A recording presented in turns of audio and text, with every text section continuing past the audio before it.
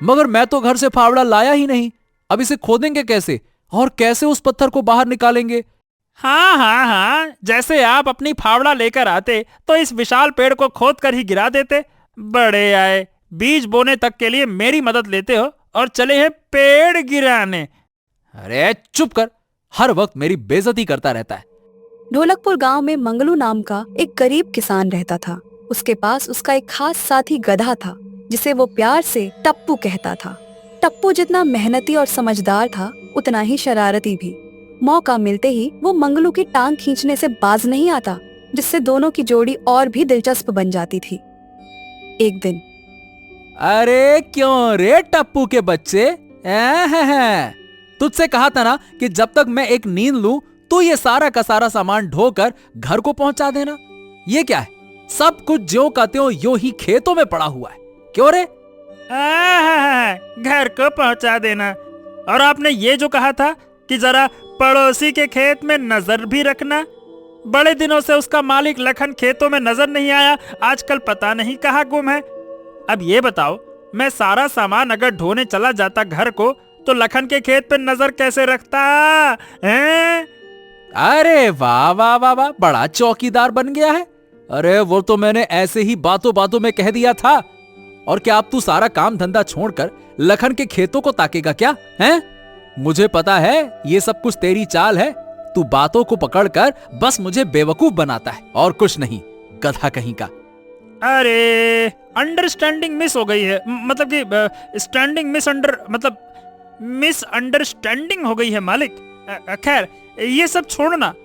देखो, फसल तो कहीं भागे थोड़े न जा रही है, कुछ काम कल के लिए भी छोड़ दो। चलो अब घर चलते हैं, अब तो शाम भी ढल चुकी है, हैं? टप्पू बात को घुमा देता है और फिर दोनों घर जाते हैं। मंगलू का टप्पू के अलावा इस दुनिया में और कोई नहीं था। घर पहुंचकर मंगलू टप्पू को खाने के लिए गाजर डाल देता है और खुद भी खा पी कर सोने चला जाता है। अरे ये मालिक दिन में भी इतना सोए हैं और अब फिर से सोने चले गए। न जाने इन्हें इतनी नींद आती कहां से है। और एक मैं हूं, मुझे तो आज नींद ही नहीं आ रही है। आजा निंदिया आजा, आजा निंदिया आजा, अरे आ भी जा। हाँ। टप्पू खुद से बातें कर ही रहा था कि तभी उसका ध्यान गांव से बाहर आसमान में चमकती हुई किसी चीज पर पड़ती है। हाँ हाँ हाँ, ये क्या हो सकता है? ऐसा लग रहा है कि जैसे कोई तारा टूटकर हमारे ही गांव में गिरा हो। टप्पू देखता है कि वो चमकीली चीज सचमुच में नीचे आकर कहीं गिर जाती है। टप्पू ये देखकर एकदम से खड़ा हो जाता है। हो, आखिर वो चीज थी क्या? और मुझे लगता है कि वो आसपास ही कहीं गिरी है। अब तो मैं उसे देखने को बड़ा व्याकुल हो रहा हूँ। ये सोचकर टप्पू उस चीज की तलाश में निकल जाता है। चलते चलते वो एक खाली मैदान के पास पहुंचता है। वहां पहुंचने के बाद उसे वो चीज नजर आ जाती है। हे ससुरा, ये क्या? ये तो कोई उड़न तस्तरी मालूम होती है। मैंने इसके बारे में तो बहुत कहानियां सुन रखी हैं।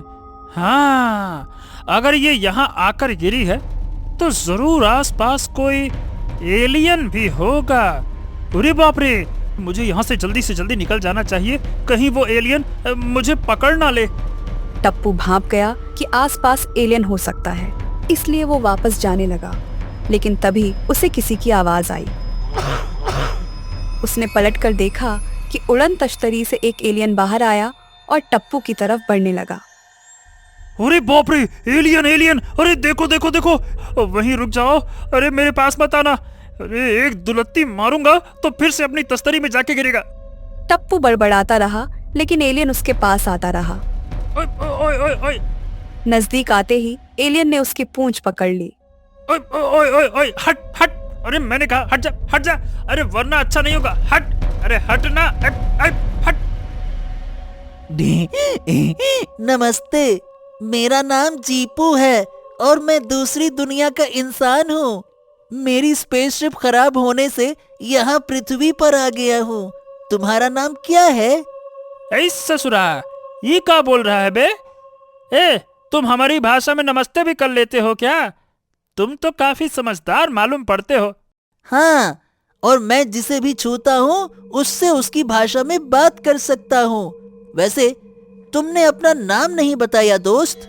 अरे हाँ, मेरा नाम टप्पू है और मैं एक गधा हूँ और मैं यहीं पास में ही रहता हूँ। ओह, तो तुम इंसान नहीं हो। मुझे लगा कि तुम एक इंसान हो।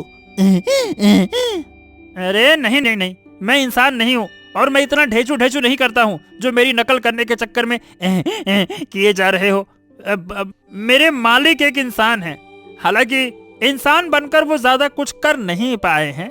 उनसे ज्यादा बुद्धि तो मुझ में है।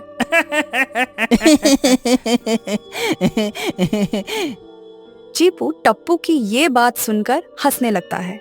ऐसे ही दोनों में और बातचीत होती है और दोस्ती भी हो जाती है। टप्पू जीपू को आसपास का इलाका घुमाता है। वैसे ये तो काफी ग्रामीण इलाका लग रहा है। हमारे यहाँ तो ऐसा नहीं है, सब कुछ बहुत आधुनिक है। ओह, ऐसी बात है क्या? टप्पू को विचार आता है कि जीपू की टांग खिंचाई करनी चाहिए, इसलिए वो पेड़ की तरफ इशारा करके कहता है, क्या बात कर रहे हो दोस्त? देखो हम कितने आधुनिक हैं, मैं तुम्हें दिखाता हूँ। वो जो सामने पेड़ लगा है ना, उस पर देखो कितना ढेर सारा पिज्जा उगा हुआ है। हाँ, हैं? पिज्जा पेड़ पर कहाँ उगता है? वो तो बनाया जाता है ना। वही तो बात है ना। तुम लोग पिछड़े हुए समय में रह रहे हो, इसीलिए तुम्हारे यहाँ अभी तक पिज्जा बनाया जाता है। मगर हम देखो सही मायने में आधुनिक हैं, इसीलिए हम पेड़ पर उगे हुए पिज्जा खाते हैं। इससे काम और आसान हो जाता है। सच में? अरे वाह वाह वाह वाह वाह, तुम तो काफी आधुनिक लोग हो। तो क्या मैं वो पिज्जा चख सकता हूँ? अरे नहीं नहीं नहीं, अभी नहीं। अभी तो पिज्जा ठीक से पका नहीं है, जब पक जाएगा तब चखना। चीपू हाँ में मुंडी हिलाता है और फिर दोनों आगे बढ़ते हैं। कुछ दूरी पर एक पोखर मिलता है। बीती रात बरसात हुई थी और इसीलिए उसमें पानी जमा हो गया था। टप्पू को फिर से शरारत सूझती है।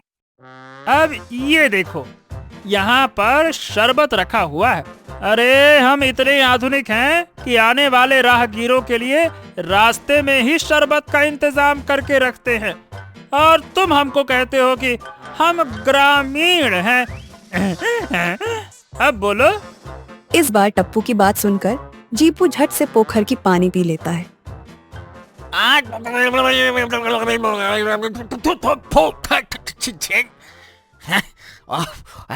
ये क्या था? कैसा गंदा पानी था ये? हैं? तुम ये क्या क्या पिला दिया मुझे? छी! कितने बेवकूफ हो तुम। ओ, तो तुमने मुझे बुद्धू बनाया।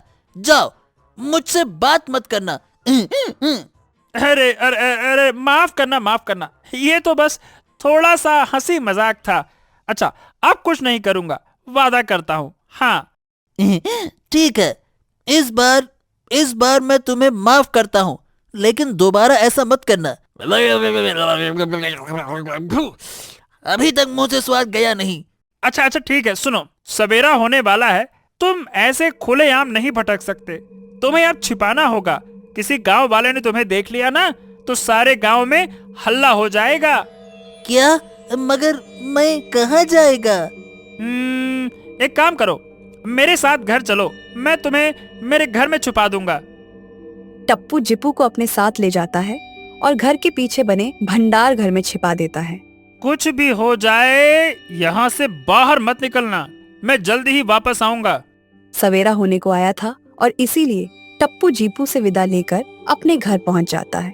वहाँ मंगलू उसका इंतजार कर ही रहा था। क्या बात है, आज सवेरे सवेरे कहाँ से सैर सपाटा करके आ रहा है तू? ओहो, कुछ नहीं मालिक, बस ऐसे ही मॉर्निंग वॉक पर निकला हुआ था।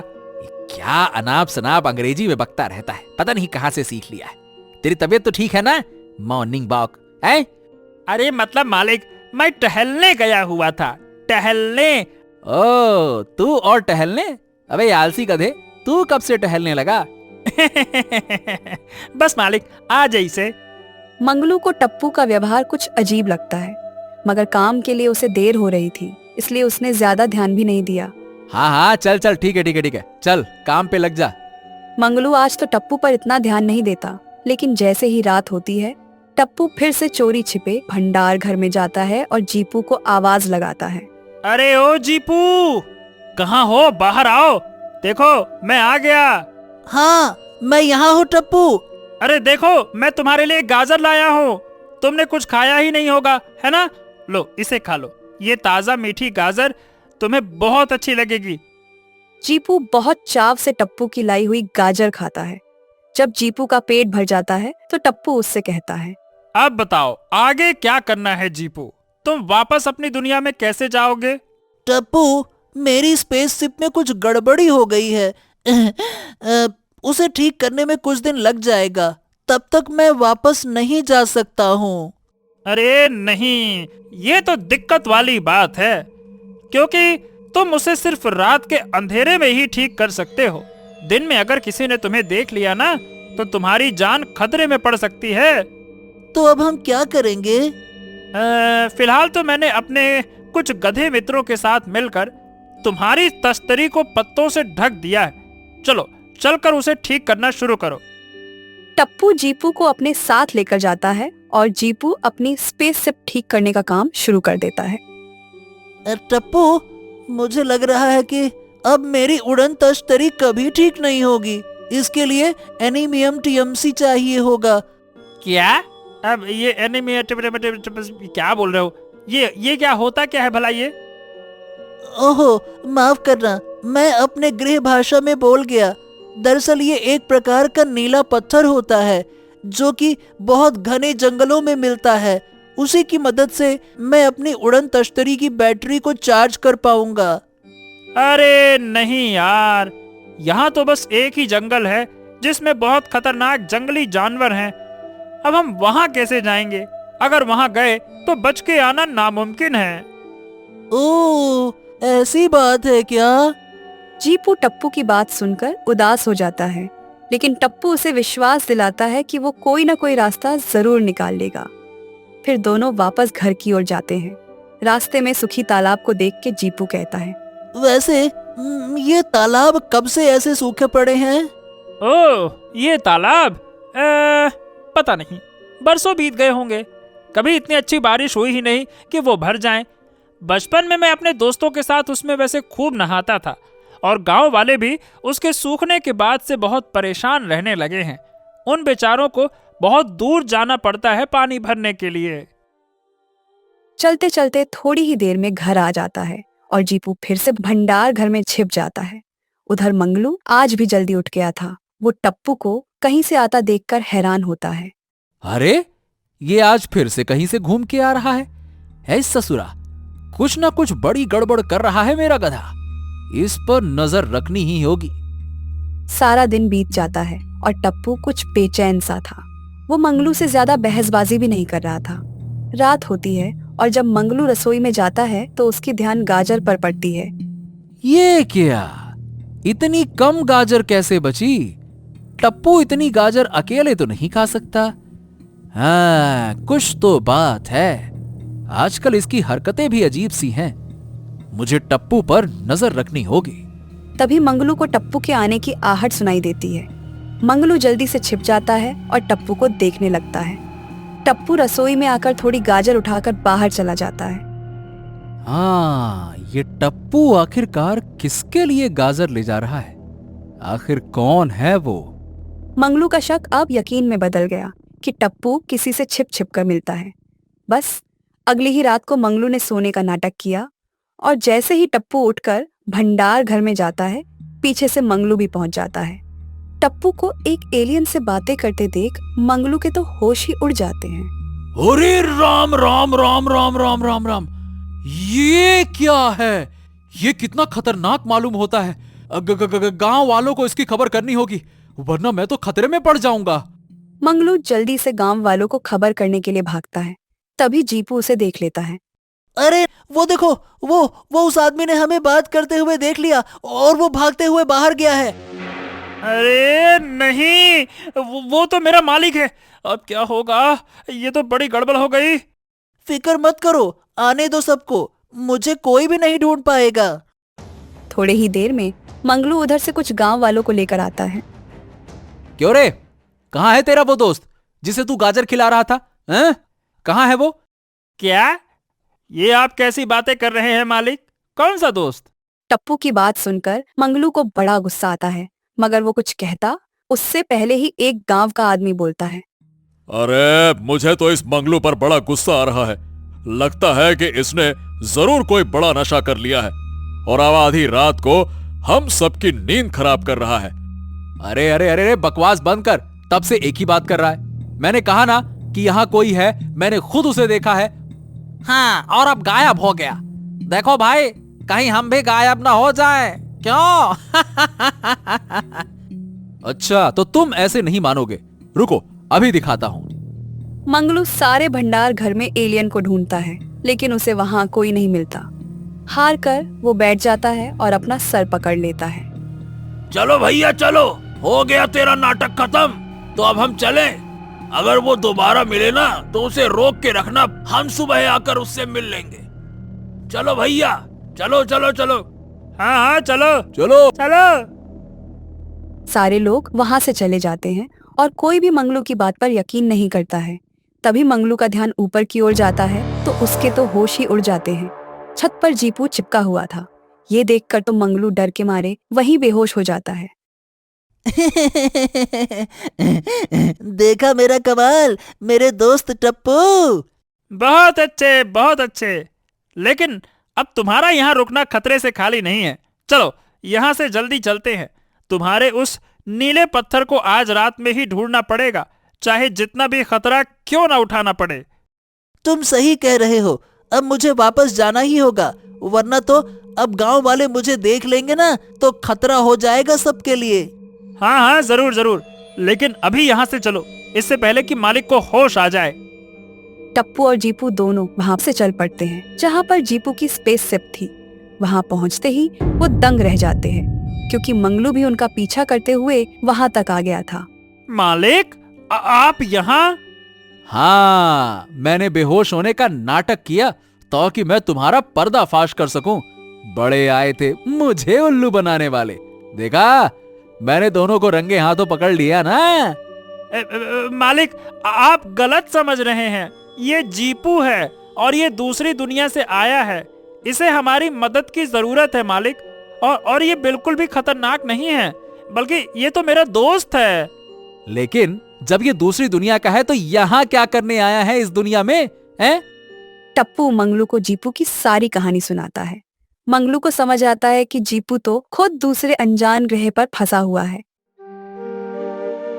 जीपू मंगलू का हाथ पकड़ता है और वो इंसानों की भाषा एक पल में सीख जाता है।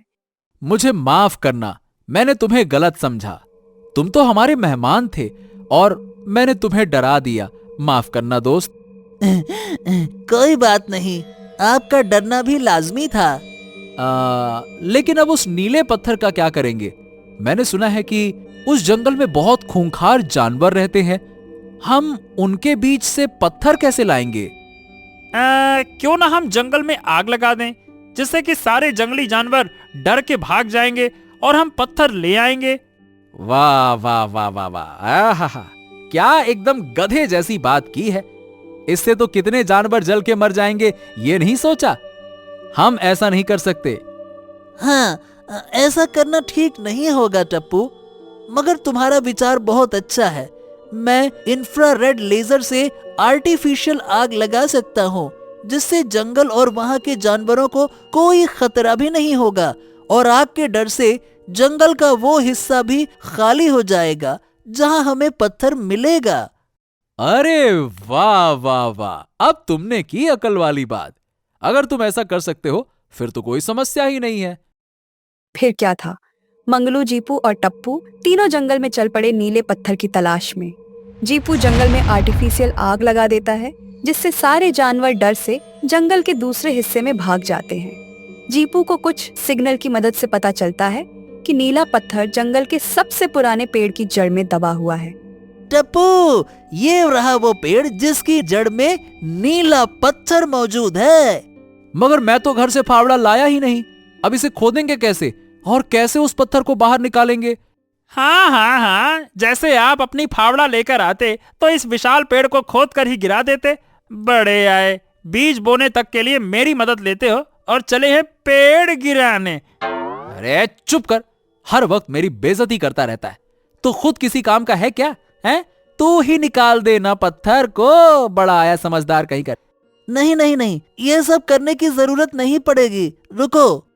फिर जीतू अपनी जादुई शक्तियों से पेड़ को धीरे धीरे हवा में उठाने लगता है।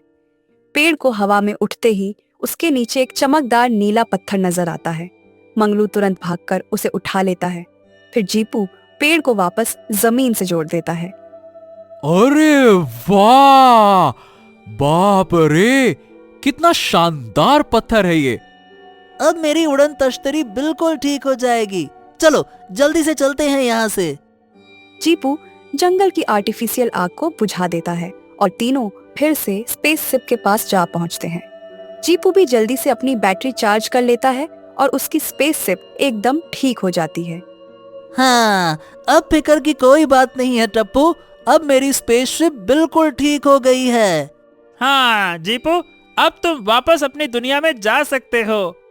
अब जब मैं यहाँ से मेहमान बनकर वापस जा रहा हूँ तो भला खाली हाथ कैसे जा सकता हूँ। इसीलिए मेरी तरफ से ये एक तोहफा सभी गांव वालों के लिए। अरे वाह वाह वाह वाह वाह वाह, ये तो कमाल हो गया। तुम्ही ने कहा था ना कि ये तालाब बहुत वक्त से सूखा पड़ा है। लो, मैंने इसे भर दिया। अब गांव वालों को पानी की समस्या नहीं होगी। तुम तो सचमुच में बहुत अच्छे हो। तुमने तो हम सब पर बड़ी मेहरबानी की है। भला मैंने तुम्हें कितना गलत समझा था। एक बार फिर से मुझे माफ करना जीपू। हाँ जीपू, गांव वाले बहुत खुश होंगे। तुम्हारा बहुत धन्यवाद जीपू। अब मैं यहाँ रोज नहाने आऊंगा। हाँ। सिर्फ गांव वालों के लिए ही नहीं, मेरे पास तुम्हारे लिए भी एक तोहफा है।